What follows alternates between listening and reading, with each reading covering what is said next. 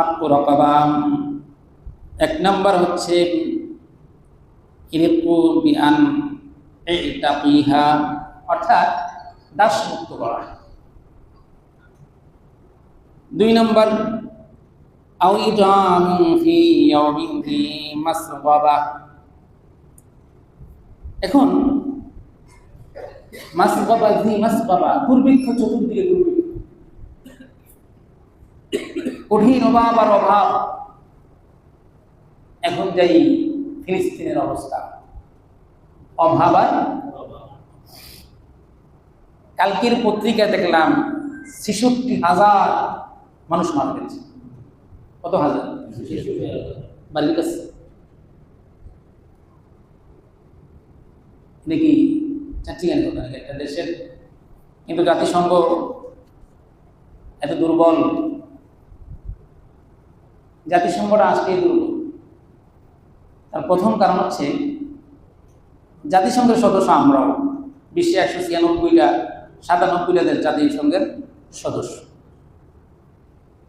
এই জাতিসংঘের সদস্য যারা, এদের মধ্যে কার্যকরী সদস্য দেশ অল্প কয়েকটি। আর এই জাতিসংঘের যে কোনো সিদ্ধান্ত মানে বিরোধিতা করতে পারে মাত্র 5টা দেশ। কটা দেশ?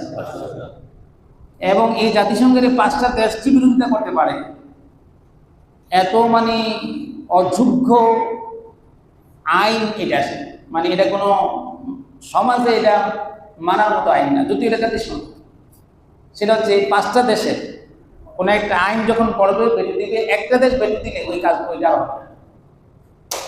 গণতন্ত্র যদি হয়, ইসলাম গণতন্ত্র না, এই গণতন্ত্র ইসলামে হারাম। নাউজুবিল্লাহ বলি যে গণতন্ত্র আব্রাহাম লিঙ্কনের, এটা হারাম, এটা আমরাও বলি। কোনো ওলামায়ে কেরাম এই পর্যন্ত বলে নাই এই গণতন্ত্র এটা জায়েজ। এখন এই গণতন্ত্র হারাম, তারপরে হারামের মধ্যে গণতন্ত্রের হচ্ছে কি, আপনার 5 জন এক জায়গায় আছে, 3 জন ভোট দিলে সে কি পাস। আব্রাহাম লিঙ্কনের গণতন্ত্র এটাই। কিন্তু জাতিসংঘের যে ভেটু দেয় 5টা দেশ, এর মধ্যে আপনার 4টাই এক পক্ষে, একটা আরেক পক্ষে, গ্রহণযোগ্য হইবে না।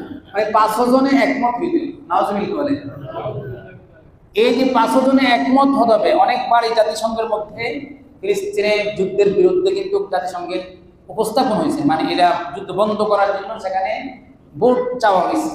কিন্তু ওই ভেটু দেওয়ার ক্ষমতা তো মাত্র 5 দেশ। 5টার মধ্যে 5টায় মিললে একসাথে ভেটু দিতে পারে না, সেই জন্য কি যুদ্ধ জাতিসংঘ। এই জাতিসংঘ দিয়ে কোনো দাম আছে? আমি মনে করি আমাদের দেশের লেঙ্গা আত্মাও নাই যে দাম আছে, এর চেয়ে কম দাম আমাদের জাতিসংঘের দাম। নাউজুবিল্লাহ।